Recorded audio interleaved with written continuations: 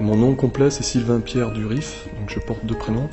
Mon nom d'âme c'est Oriana et je suis relié à l'énergie de l'homme vert, donc celui qu'on appelle l'homme vert, que les prophéties appellent le grand monarque. Je suis le grand monarque.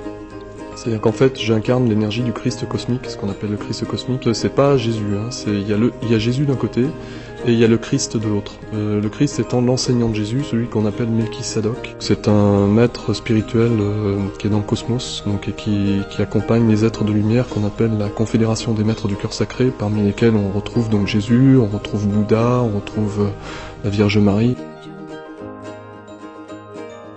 À l'âge de 5 ans, en fait, j'ai vu sur mon lit danser des serpents et des singes. Donc j'ai été abducté en fait par un des vaisseaux de la Vierge Marie, donc quand j'étais tout petit. Et à partir de là, j'ai eu des expériences paranormales du type où je rêvais des informations à l'avance qui allaient se produire soit le lendemain, soit des années plus tard. Moi j'ai dit à mes parents, ils étaient réellement là, oui, ils étaient là. Mais ma mère m'a dit, non, c'est une hallucination, voilà. Ma sœur est allée voir ma mère et elle lui a dit « Mais tu sais, ce que dit Sylvain, c'est vrai, j'ai vu la même chose que lui ce soir. » Elle a répondu « Ah, c'est tout simplement une hallucination collective !» Je me suis rendu compte donc plus tard, en partant au Québec, j'ai rencontré un Roumain en arrivant à Montréal qui m'a dit « Mais moi je sais que tu t'appelles Pierre. » Et il m'a dit « J'ai la double vue et ça fait 20 ans que je t'attends. Tu as une mission importante à remplir pour la planète, donc, et pour accompagner l'humanité dans la nouvelle dimension qui est la 5e. Il m'a dit tu devrais t'intéresser à l'Atlantide, à tout ça, parce que tu es en lien avec le Quetzalcoatl, le dieu oiseau-serpent des Toltecs. Tu es un homme-oiseau, donc tu es un surhomme en fait, il m'a laissé comprendre que j'étais un surhomme. Effectivement, j'ai réalisé plus tard que j'avais été, à 5 ans quand j'ai été enlevé sur une planète qui s'appelle Aldébaran.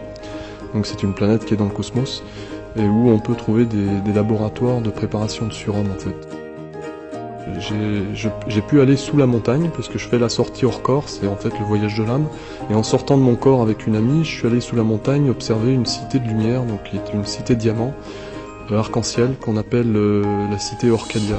J'ai pu aussi observer dans la région les vaisseaux de la Vierge Marie, puisque la Vierge se déplace dans des vaisseaux couleur or, qui sont énormes, qui sont immenses, qui sont en forme ovoïdale comme ça. La Vierge elle-même d'ailleurs qui s'est manifestée à moi une nuit. La Vierge ne parle pas, la Vierge est silencieuse. Alors on me qualifie d'homme vert, puisque je suis en lien avec l'énergie de Merlin, donc Merlin l'Enchanteur, pour accomplir cette mission.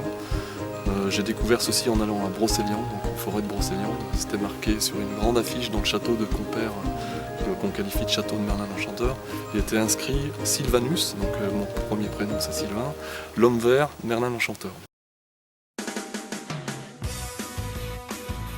La civilisation reptilienne est une civilisation très ancienne, donc, au plan cosmique.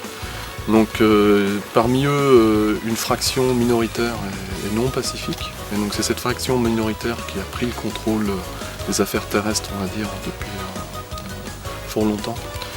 Et parmi eux, donc, on peut citer des personnalités connues comme la reine d'Angleterre, le prince Charles, George H.W. Bush, donc, Tony Blair et d'autres qui sont affiliés en fait à ce réseau reptilien qu'on qualifie d'Illuminati. Et puis ils organisent aussi en complicité avec le Vatican des rituels, qu'on qualifie de rituels sataniques, où ils vont jusqu'à tuer des bébés, des jeunes femmes, pour manger leur chair et leur sang. Donc ces reptiliens en fait non pacifiques, je répète, parce qu'il y a une fraction importante d'entre eux qui sont pacifiques dans le cosmos. Il n'y a pas que des reptiliens non pacifiques, il faut le savoir. Et on a tous en nous une part de reptiliens, il faut le savoir aussi. Parce que la souche primordiale de l'humanité est un composé de souches extraterrestres, dont la souche reptilienne.